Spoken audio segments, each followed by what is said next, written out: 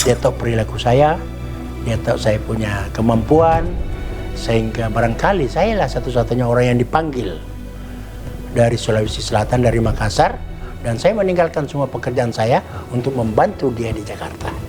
Makanya Dr. Padi, sementara kita berunding, dia pergi urus makanannya semua ini orang. Tengah malam dia datangi di hotelnya. Bahkan saya pernah jam 12 itu berdua dengan Dr. Farid, tinggalkan delegasi saya. So, kalau saya beritahu delegasi saya pasti nggak mau kan? Kan masih panas ini perundingan. Bukan kaget tetapi heran bahwa ada inisiatif baru. Dan saya memang inisiatif pribadi, tidak ada hubungan dengan pemerintah Finlandia, tidak ada hubungan dengan Uni Eropa, tidak ada kontak dari pemerintah Indonesia dari Jakarta. Saya walaupun gagal di Tokyo, saya yakin suatu hari akan timbul kesadaran semua pihak bahwa perundingan harus diteruskan dan cari penyelesaian. Ya.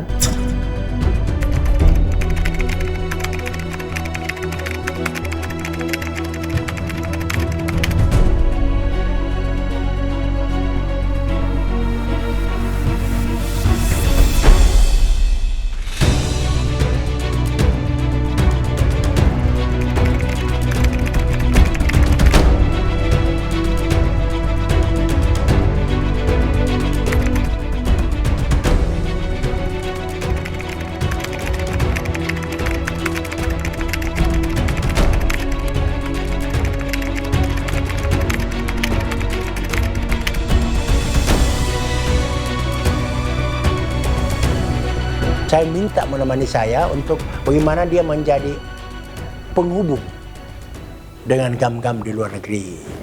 Sehingga kalau saya mau ketemu GAM dari Jerman, dia kontak bagaimana.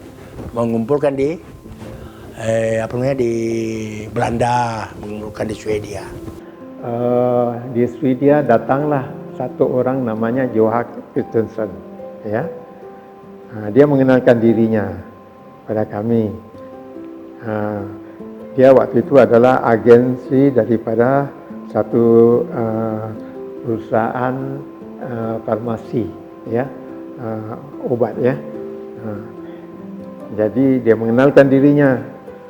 Tapi lucu juga ya, dia datang, dia bilang dia mengikuti konflik Aceh, proses perdamaian. Dia bilang dia kalau ada lagi proses, dia bilang dia ingin untuk melibatkan dirinya. Ya, tentu itu adalah satu kehormatan kalau dipanggil juru damai, dan memang itu benar. Saya mulai evaluasi dan teliti konflik Aceh sudah tahun 2001, waktu proses KOHA, dan seterus.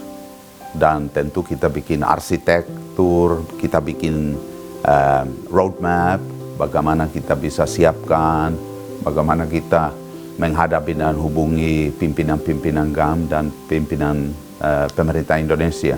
Artinya memang ada posisi yang sangat penting dalam proses perdamaian Aceh.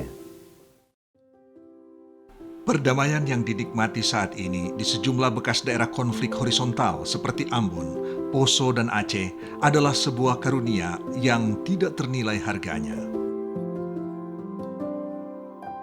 Upaya perdamaian itu tentunya tidak terlepas dari peran orang-orang yang bertangan dingin di balik meja perundingan. Yusuf Kala sejak dipercayakan pemerintah untuk memotori sejumlah perdamaian di Indonesia, tentunya tidak lepas dari kerjasama sebuah tim yang dipercayanya. Mereka adalah orang-orang yang diyakini Yusuf Kala dapat mewujudkan jalan damai. Hal ini telah dibuktikan ketika menyelesaikan konflik Ambon dan Poso melalui meja perundingan Malino 1 dan 2. Setelah menyelesaikan konflik di Indonesia Timur, Yusuf Kala memutuskan untuk menyelesaikan konflik Aceh yang telah dirintisnya sejak tahun 2002. Cerita awalnya begini ya, ketika kami selesaikan Ambon, Februari 2002, saya terbang dengan beliau berdua. Di atas pesawat, tengah malam, dia tanya saya, "Hamid, masih ada energi kamu?" Ada Pak. Kita sudah selesaikan timur, kita ke barat. Oh siap saja Pak. Saya bicara Ibu Mega besok. Waktu itu presidennya kan Ibu Mega. Baik Pak.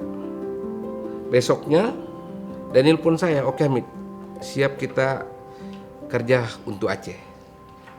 Nah dari situlah kita mulai rintis. Saya berapa kali ke Eropa, berusaha bertemu si A, bertemu si B, berapa kali ke Malaysia, bahkan ke Batam. Sejak itu sebenarnya sejak 2002 Pak JK itu sudah merintis Aceh. Jadi bukan 2004. Masih Presiden Ibu Mega loh. Ya. Eksekusinya 2004. Karena ada kejadian luar biasa yakni tsunami. Tsunami itu faktor pendorong mempercepat perundingan. 1,5 tahun sebelum tsunami, Bapak masih Menko Kesra, Pak Yusuf masih Menko Kesra, itu saya sudah ditugaskan jalan bersama Menko Polhukam waktu itu Pak SB. Saya sudah jalan di situ 1,5. Nah, sudah itu ada proses pergantian pimpinan negara, saya stop. Selesai itu saya ditanya, dia kasih tahu, ayo kita lanjutkan nih. Tiba-tiba terjadi tsunami.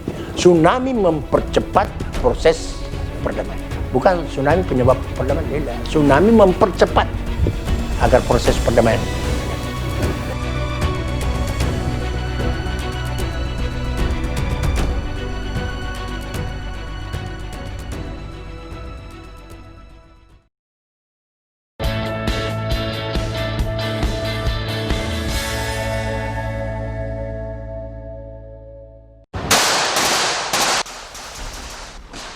Setelah konflik hampir 3 dekade di Aceh, perjalanan untuk mencapai perdamaian melalui jalan yang cukup panjang. Inisiatif dari kedua belah pihak untuk mengakhiri konflik di bumi Serambi Mekah beberapa kali mengalami sandungan. Awal tahun 2000, saat pemerintahan Presiden Gus Dur menawarkan inisiatif perundingan soft power yang difasilitasi Henry Dunant Center, sehingga melahirkan Jeda Kemanusiaan 1 dan 2. Moratorium konflik Aceh yang ditandatangani pada bulan Mei tahun 2000 dan KOHA atau Perjanjian Penghentian Permusuhan yang ditandatangani di Jenewa, Swiss, serta perundingan tahun 2003 di Tokyo mengalami kebuntuan.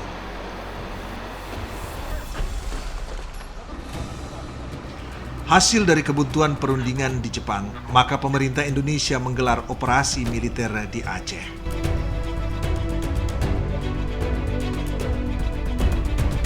Tanggal 26 Desember 2004, gempa dan tsunami besar menyapu hampir seluruh pesisir Aceh dan memakan korban hingga ratusan ribu jiwa. Krisis manajemen inisiatif pimpinan Marty Atisari pun menawarkan perundingan untuk perdamaian Aceh di Helsinki, Finlandia.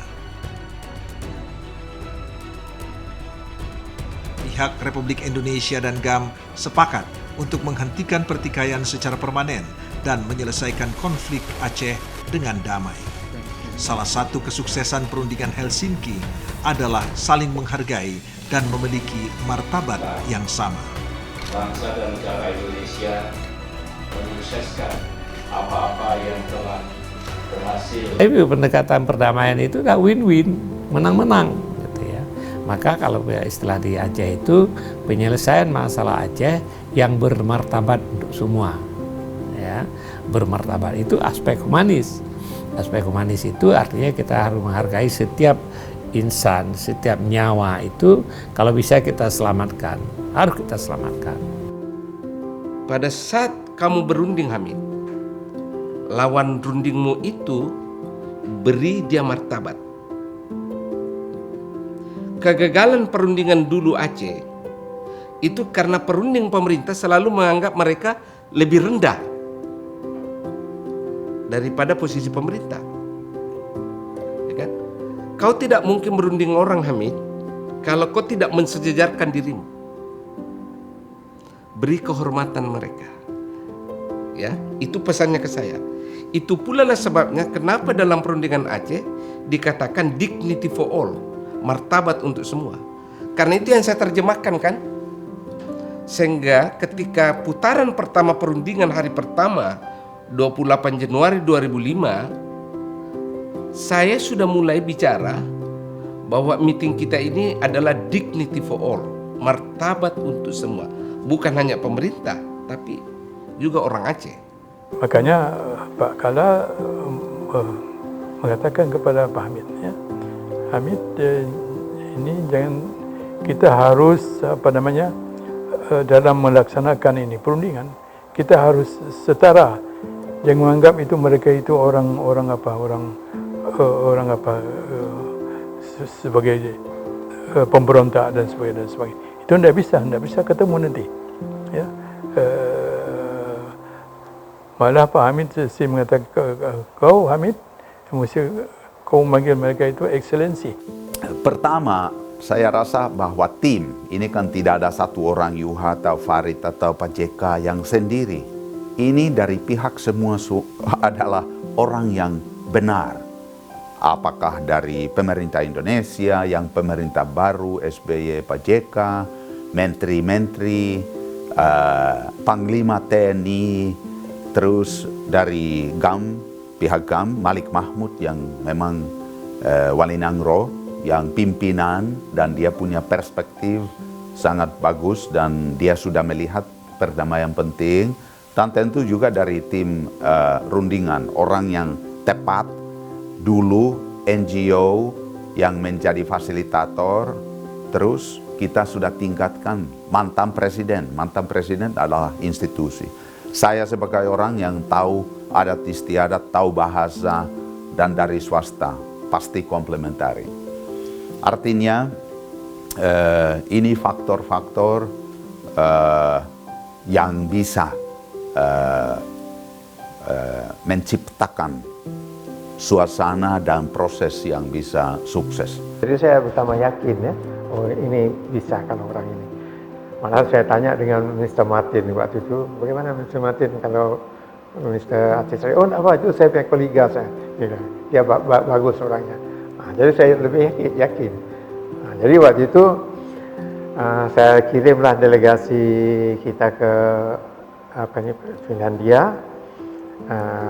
Saya tulis surat, saya bilang saya setuju akan berunding di negara Anda, Finlandia, dan kepada Presiden Mati Atisari sebagai mediatornya. Saya bilang begitu kan.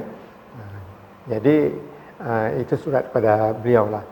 Jadi beliau respon, dia sedia untuk menjadi mediator dan Finland sedia menjadi tuan rumahnya. Begitu.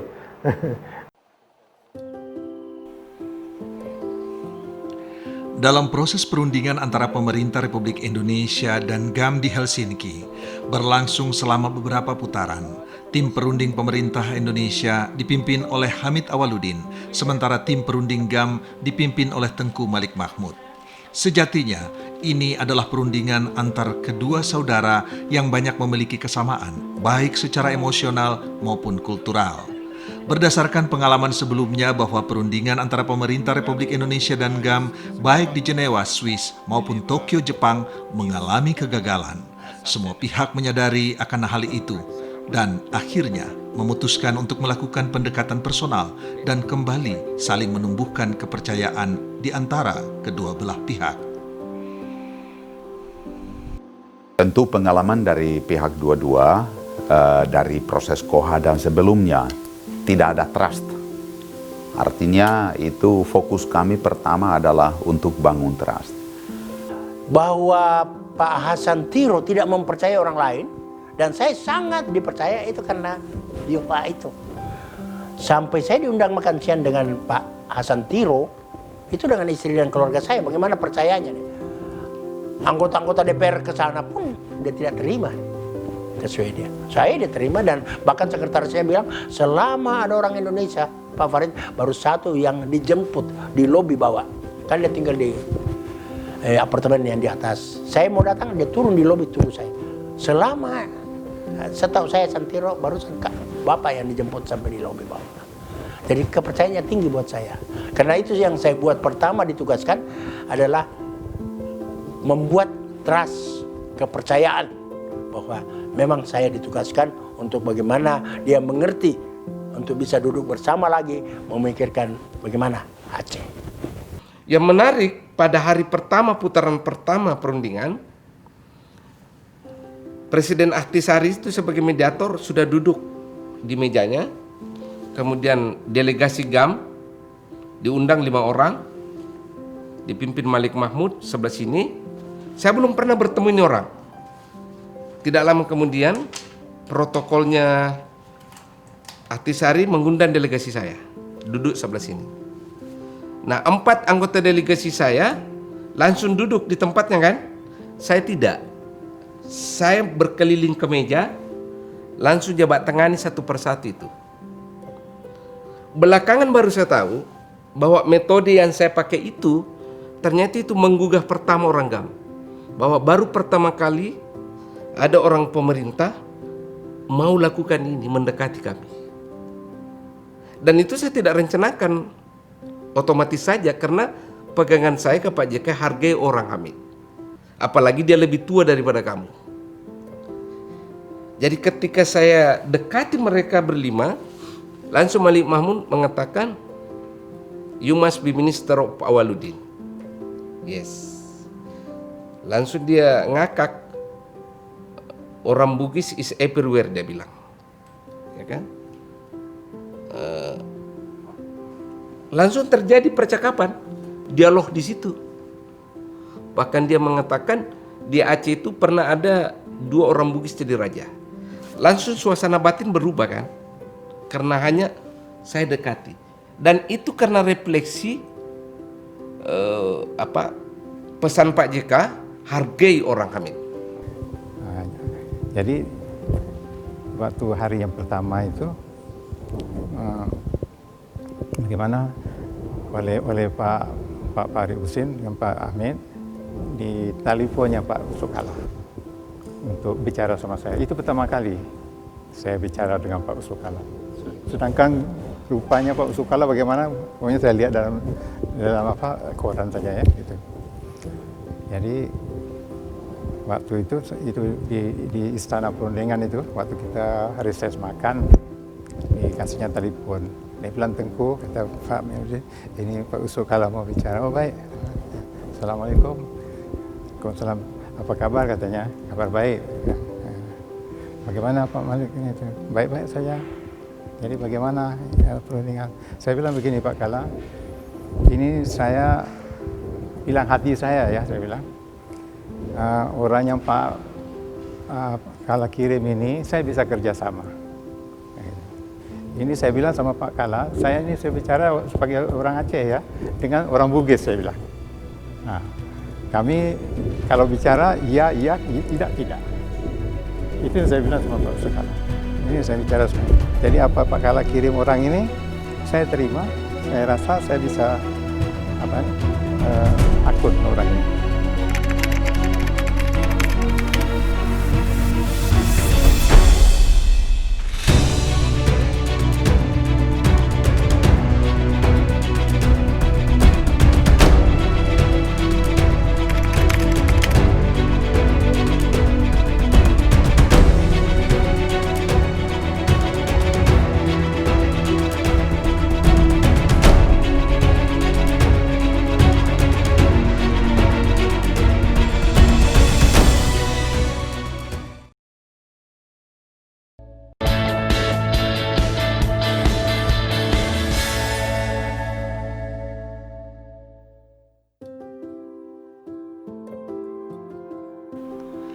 Selama melakukan perundingan di Helsinki, kedua delegasi, baik delegasi pemerintah Republik Indonesia maupun delegasi GAM, acap kali mengalami ketidaksepakatan di meja perundingan. Maka lobi-lobi di luar meja perundingan pun menjadi alternatif bagi kedua delegasi. Hamid Awaludin, Tengku Malik Mahmud, dan Zaini Abdullah adalah 3 orang dari kedua delegasi yang selalu terlihat bersama di luar meja perundingan. Lebih bagus itu berlobi di luar daripada di meja perundingan. Di meja perundingan itu kita muncul keras. "Oh tidak, begini-begini." Tapi kalau sudah keluar lobi, kenapa lagi Tengku? Ada apa itu? Ini ya bisa saja. Oke, masuk berubahlah itu. Lobby-lobby di luar itu lebih berhasil. Ya, kalau tidak berhasil, malamnya saya ajak makan malam, kita ya bicara. Kita lebih bagus tak usah bicarakan hal-hal yang tidak bisa disepakati di meja perundingan. Ya, kita bawa aja ke luar. Itu sebenarnya. Malah di luar itu bisa dengan informal. Tapi nanti informal ini jadi formal. Kita bawa, ini yang kita sudah putuskan. Ketika sengit perundingan, mandek, saya diminta oleh Presiden Ahtisaari jalan-jalan menelusuri tepian kali di tengah salju, dingin. Jadi saya jalan bertiga, saya, Zaini Abdullah, Malik Mahmud menelusuri kali. Dan waktu rehat begitu juga, nanti dia berjalan di istana, kawasan istana itu kan, luas sekali, tamannya bagus. Nanti dia berjalan, rupanya dia bicara dengan Pak Yusuf-Kalla, beri laporan, gitu kan. Nah, nanti jumpa dengan kami. Karena saya tidak bawa overcoat, Malik Mahmud itu ambil overcoatnya digantikan saya. Tiba-tiba dia ingat cucunya. Aduh, cucu saya begini. Lalu dia bilang, Pak Hamid, tergantung Pak Hamid. Apakah Pak Hamid mau saya melihat cucu saya cepat atau tidak? Nah, terus saya bilang, we will do it, Tengku. We will do it. Itu kemungkinan juga. Tapi bagi saya sebagai orang pejuang ya, orang politik, yang paling penting objektif kita tercapai. Ya, masalah apakah saya boleh pulang tak pulang itu jadi nomor 2 lah. Yang penting objektif kita. Ya, apa yang kita perjuangkan pada waktu kita berunding itu dipenuhi apa tidak. Itu yang paling penting itu.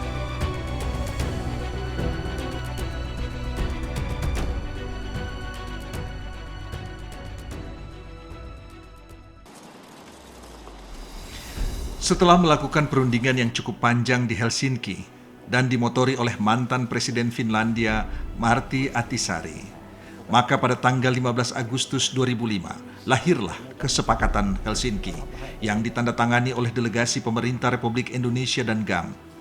Nota kesepahaman yang ditandatangani ini merupakan kesepakatan pernyataan komitmen kedua belah pihak untuk penyelesaian konflik Aceh secara damai, menyeluruh, berkelanjutan, dan bermartabat bagi semua.